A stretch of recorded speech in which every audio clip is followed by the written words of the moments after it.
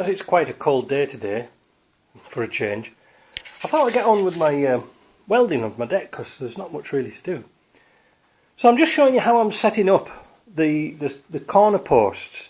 And it's very important you get them square. So I've set my square up in on the frame. I've taken the boards off just temporarily and got it set up square for these posts. Now, let's have a look. What I've done is I've just notched out 2" off this 2x2. Did it mostly with a plasma and a quick grind up. So these are good to go, but I'm not sure what height I'm going to do because the other day I had delivered my Dropside fittings. And I'm using anti-looses. Now an anti-loose is a very old-fashioned thing, and it's what happens is you've got your plate that goes on here, but as you're driving along that wedges itself closer. I don't know if you can see that.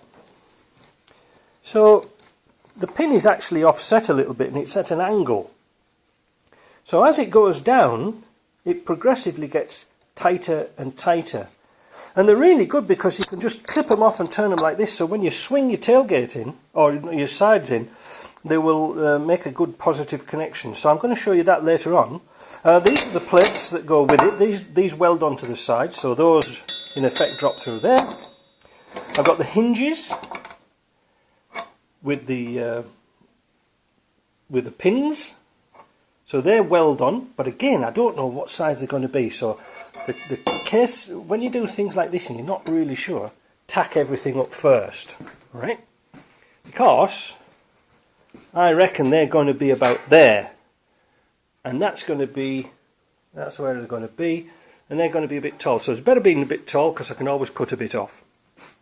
Secondly, on these corners I'm having a dropout post because those are permanently welded on, but those over here are going to be dropped, so you can take them out to make a drop deck.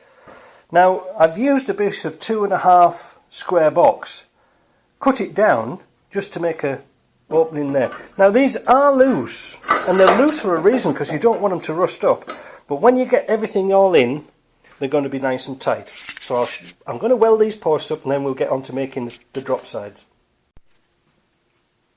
So I've got the corners welded in here.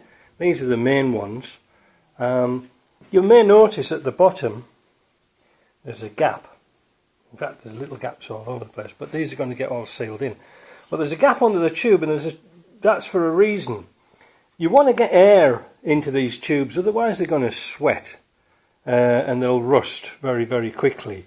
And if you welded a plate on there, what will happen is condensation will build up, drop down to the bottom and all rust out. So that's why these here are exactly the same. These will drop out, open. I've got these all to dress up,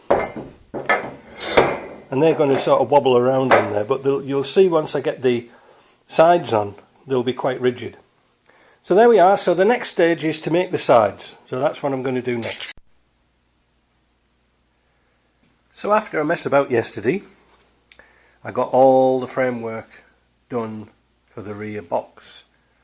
Yeah, it's sort of bigger than I expected, but it's going to work out quite nice. This time I've left an ample gap between the posts and the frames, and it's actually, you see how it's tightened up now? Everybody said it was all going to be loose, but those corner posts have gone nice and tight now. They're really easy to work with. Nice stuff. I got all the equipment from Towing and Trailer in the UK. I'm going to put a link below down here so you can see where it's come from. Very nice service. They have all the bits and pieces you need to make a trailer, and unfortunately I've not been able to find these things in North America. Bit disappointing, but you can see now how these anti-looses work, and let's see if I can open this at the same time. Because I've got no boards on this yet, it's kind of flimsy, but you get the idea. Look, we've been used to this in England for a long time. So if you open your door, you flick it on, gate or tailgate or side, flick that over, and the vibration will actually pull this down and make it tighter. It's a great idea. So that bit's done. The next bit is to make the hoop frame for the ladder rack. and also which will double up by putting the mesh inside to protect the back window. Very important, don't forget that, because I've seen so many back windows smashed up by people not protecting the back window. Throw things in the back of your pickup and it goes through the window. So there we go. If you have any questions, send me a comment. I'll answer anything. You know, if you get stuck for parts or anything like that, I'll help you. Don't worry about it.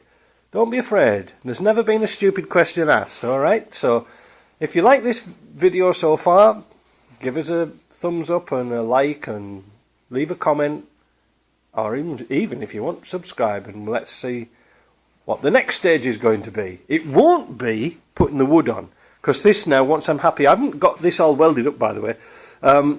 So if you see some welds missing here, these are all just tack welded up. So the next stage is not putting the wood on. The next stage is to get this sandblasted and painted. Then we put the wood on. Alright, so there we go.